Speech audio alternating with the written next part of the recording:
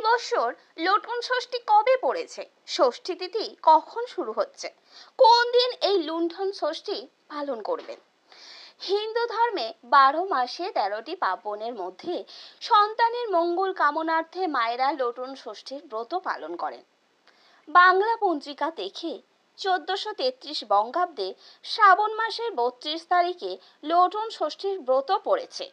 ষষ্ঠী তিথি শুরু হচ্ছে 31শে শ্রাবণ সোমবার, ইংরাজি 17ই আগস্ট রাত্রি 7:08 আর ষষ্ঠী তিথি ছাড়ছে 32শে শ্রাবণ মঙ্গলবার, ইংরাজি 18ই আগস্ট।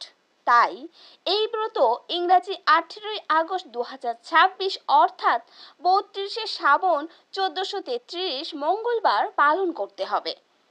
শ্রাবণ মাসে শুক্লাপক্ষের ষষ্ঠী তিথিতে মায়েরা সন্তানের দীর্ঘায়ু, সুরক্ষা ও সুস্বাস্থ্যের জন্য মা ষষ্ঠীর পুজো করেন।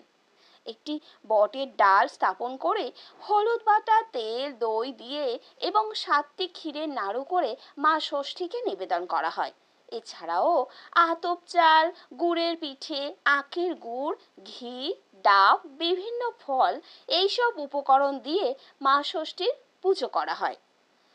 লোকবিশ্বাস অনুসারে এই ব্রত পালন করলে সন্তানের পুত্রশোক ও অকল্যাণ হয় না এবং সংসার দুধে ভাতে ভরে থাকে।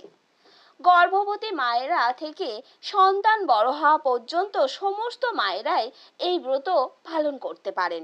শুধুমাত্র বন্ধ্যা ও বিধবা মহিলারা এই ব্রত পালন করতে পারেন না। মা ষষ্ঠীর কৃপা ও আশীর্বাদ পেতে অবশ্যই কমেন্ট বক্সে জয় মা ষষ্ঠী কথাটি লিখতে ভুলবেন না। ধন্যবাদ।